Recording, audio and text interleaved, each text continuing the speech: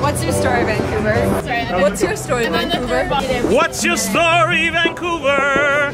What's up, Vancouver? We're here with Ryan and Amy from the Ryan and Amy Show. She's got the grossest tits I've ever seen. Like, gross tits.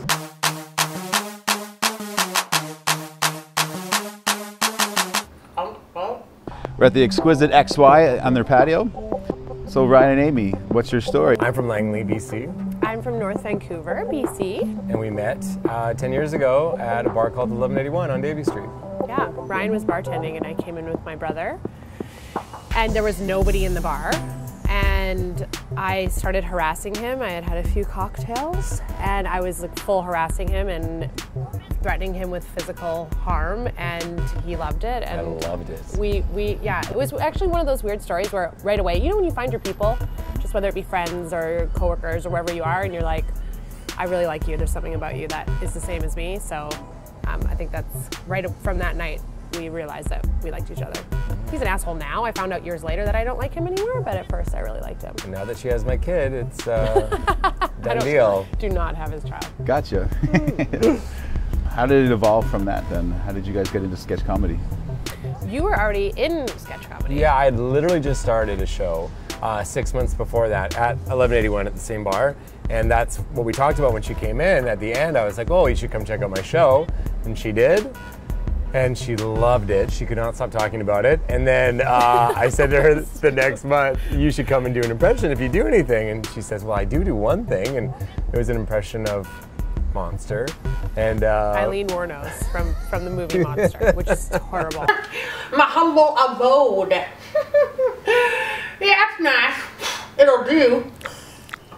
And I only ever did it for my family. And I wasn't doing any comedy at all. And we had just had such a good time together when we had met and joking and yeah. And then when you asked me that, I was so scared, but I always wanted to do it. I don't know, it was kind of like a universal thing. Him asking me, encouraging me, and me always wanting to do it, but never being brave enough to do it.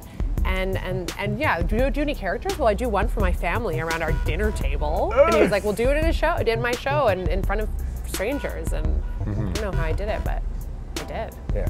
Yeah. So that was your first character then? Yeah, my first ever comedy performance and first ever character, yeah. Who I'm still doing, like 2,000 years later. That's one of my favorite characters, for Cool. sure. So what other characters do you both do?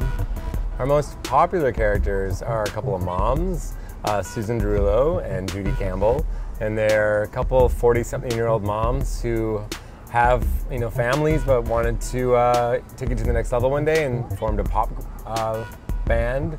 And we did a music video called Tiny Victories probably like 5-6 years ago, and it was meant to be a one-off. You have a huge gun, but you disguise it with a fanny pack. Tiny victories, tiny victories. Your breath smells like tuna, but your cats think it's sexy. Tiny victories, tiny victories. Taking the good from the bad, cracking a smile when you should feel sad. But it was very popular, so we started to do them live, and that was even more popular. And here we are all these years later, and yeah, they're our most praised characters. Mm-hmm. And you have done a few songs. You've written a song, and what's that called? There is Yolot, which is a spin on YOLO, but it's You Only Live One Time. Mm-hmm. It's a great summer anthem. Then they had the Tiny Victories, Thumbs Up to You. He blocked me on Facebook. They have some range.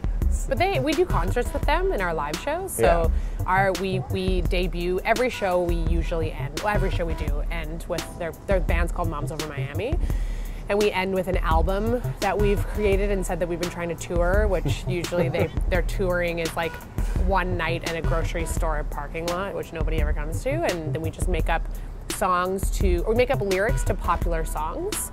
And like the last one we did was popular songs to cities in Canada, and one of them actually just went viral about Kelowna.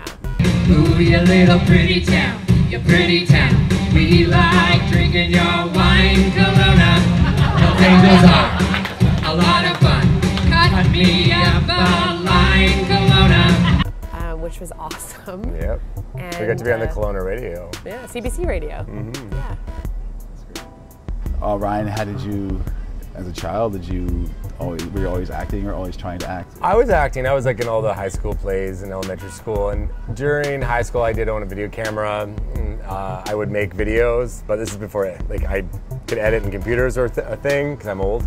So I would literally just film in sequence, and I did have a sound mixer I bought from London Drugs, so I would add music to these things. But like anything we would do, like I worked at McDonald's, so we had Big Mac Attack 1, Big Mac Attack 2, which were horror films, but like funny. Big Mac Attack. Yeah. And then there was another one, this character Natasha, and she would kill everybody by sandpapering their ass. So that was another series we had. But so I did all this in high school and then graduated and kind of just, stopped doing it all. And then at 29, I took this Barbara Deutsch like motivational acting workshop and told her what was going on in my life and what do I like. And she's like, well, why don't you start a sketch comedy show? And so then I did, and then, yeah, literally that was right before I met Amy. It was just 6 months prior, and just started at the bar I worked at, and they built me a couple boxes for a stage, and month by month the cast grew and grew and grew, and we had to go to a new bar because we were so popular. We were selling out like crazy. Yeah. Yeah, then we went to Madison Square Gardens. We were performing on, everywhere. The Olympics. The Olympics. Yeah. Did you have any influences, very like sketch comedy influences? It's pretty much always been Saturday Night Live. I've always tended to like the women, like even Jan Hooks in the 80s, Victoria Jackson, Nora Dunn, and then like Molly Shannon and Maya Rudolph and everyone, even to this day, Kate McKinnon and Eddie Bryant and stuff. So it's usually been the females on SNL for some reason that are my huge. But I like, Will Ferrell's pretty good.